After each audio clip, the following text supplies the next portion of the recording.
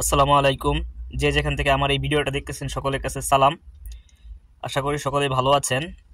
আমি খুবই মর্মাহত এবং দুঃখপরাক্রান্ত মন নিয়ে বলতে হচ্ছে যে জাহাঙ্গীরনগর বিশ্ববিদ্যালয়ে যে ঘটনাটা ঘটছে নিন্দনীয় এবং ঘৃণিত কাজ। এটা একটা শিক্ষিত মানুষ এই কাজটা কি করে করতে পারে আমার বোধগম্য হয় না। সত্যি বলতে আমরা বাংলাদেশি হিসাবে গর্ব করতাম, কিন্তু এখন মনে হচ্ছে আমরা বাংলাদেশি হিসাবে খুবই একটা খারাপ জাতি।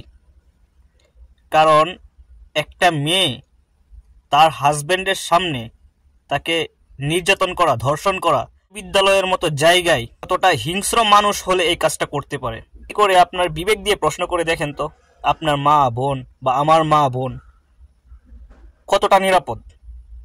হোক সেটা এলাকায়, হোক সেটা শহরে, হোক সেটা শিক্ষা প্রতিষ্ঠানে, কতটা নিরাপদ? দেশের মা বোনরা নিরাপদে নেই।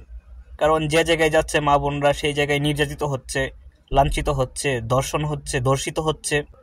ধর্ষকের হার বেড়ে গেছে। ওদের কোনো মানবতা নেই। মানে ওরা পশুর থেকেও জঘন্য। একটা পশু তো এরকম কাজ করতে পারে না।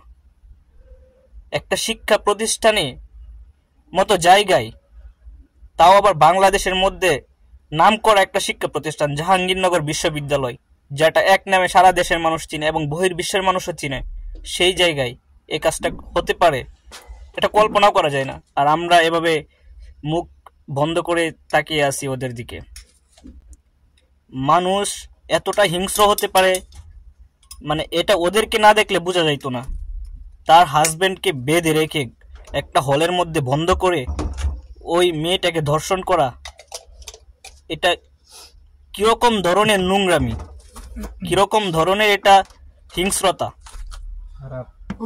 এটা একটা জানোয়ারের থেকেও মানে নিকৃষ্ট। জানোয়ারও তো ভালো আছে, অনেক ভালো আছে। আমাদের মানবতা সত্যি উঠে গেছে। যদি মানবতা থাকতো তাহলে এই কাজগুলো করার আগে 100 বার চিন্তা করতাম। আমাদের দেশে আইন নেই, শৃঙ্খলা নেই, যে কারণে এই ঘটনাগুলো বারবার ঘটতেছে বিশ্ববিদ্যালয়ের মতো জায়গায়। যদি আইন প্রশাসন যদি সঠিক থাকতো তাহলে এই কাজগুলো বারবার একই জায়গায় ঘটতো না। জাহাঙ্গীরনগর বিশ্ববিদ্যালয় এরকম ভাবে আরো অনেক কয়েকটা ঘটনা ঘটছে। যদি প্রশাসন ঠিক থাকতো, আইনি ব্যবস্থা সঠিক থাকতো, নামের কিছু জানোয়ার এই কাজগুলো করতো না।